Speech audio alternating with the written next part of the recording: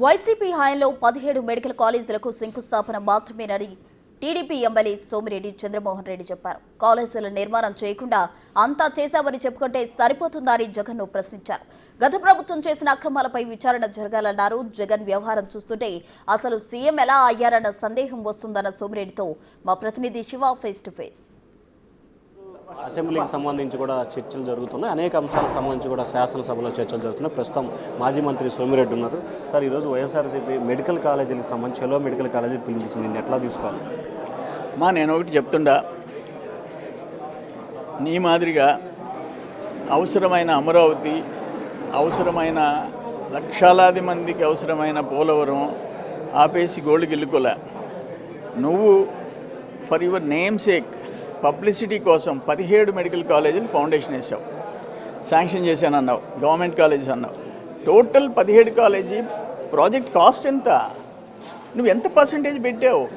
నేను గోడకాళ్ళు basement level పెట్టేస్తాను, మీరు వచ్చి పూర్తి చేసి నా పేరు ఏంటి దానికేనంటే, so whether it is viable or not, requirement ఉందా లేదా, అసలు అది కరెక్టా కాదా? మమ్మల్ని ప్రజలు గెలిపించారు, మేము డెసిషన్ తీసుకుంటాం. నీ మాదిరిగా ఆడ రాజధాని అని అంటే 3 చేసేస్తాం, మళ్ళీ నిన్న లేదు అమరావతి రాజధాని, రోజుకొక ప్లేట్ మార్చేవాళ్ళం కాదు. అంటే పీపీపీ మోడల్లో చేస్తారు.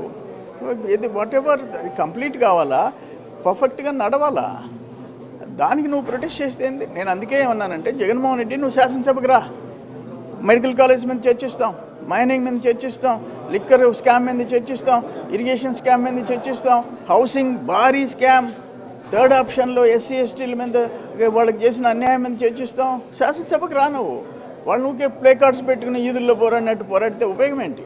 సార్, ఈరోజు అసెంబ్లీలో మీ పార్టీకి సంబంధించిన సీనియర్ శాసనసభ్యులు ఇద్దరు గత ప్రభుత్వం తప్పిదాల మీద విచారణ ఎందుకు జాప్యం జరుగుతుందని చెప్పారు. ఇది ఎందుకు జాప్యం జరుగుతున్నారు వాస్తవంగా? అవి కొన్ని డిపార్ట్మెంట్స్లో డెఫినెట్గా జాప్యం జరగకుండా చూసుకోవాల్సిన బాధ్యత ఆ శాఖలో ఉండే principal secretaries and ministers is responsible. డెఫినెట్గా నేను కూడా చెప్తున్నాను, హౌసింగ్లో భారీ కుంభకోణం జరిగింది, రెక్టిఫై జరగాల.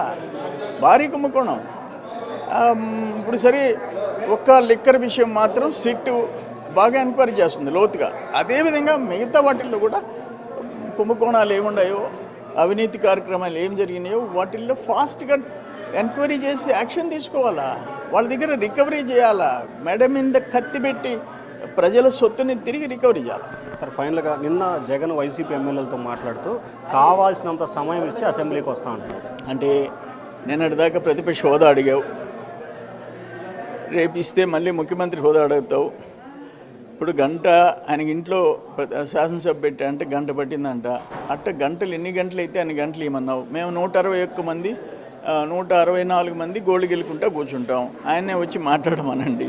ఆయన గొంతెమ్మ కోరికలు తీర్చేదానికి ఇది శాసనసభ, చట్టసభ. నువ్వు అసలు ఒక ముఖ్యమంత్రిగా ఎట్ట పనిచేసావు, ఏం మాట్లాడుతున్నావో ఆయనకు అర్హత లేదు. నేను అందుకే నేను ఇప్పుడు చెప్పాను క్లియర్గా, 1984లో 415 కాంగ్రెస్ లోక్సభలో గెలిస్తే, మేము 30 గెలిస్తే సెకండ్ సింగిల్ లార్జెస్ట్ పార్టీ మాది. మాకు ప్రతిపక్ష హోదా ఇవ్వలే.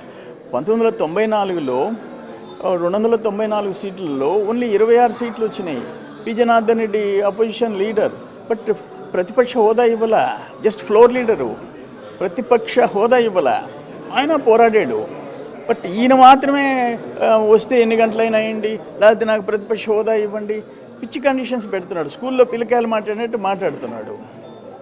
సో ఇది మొత్తం మీద చూసుకుంటే ఏదైతే మాజీ సీఎం జగన్ వ్యవహార శైలి అంతా పిచ్చి కండిషన్లు పెడుతున్నాడు, సరైన విధానం కాదు.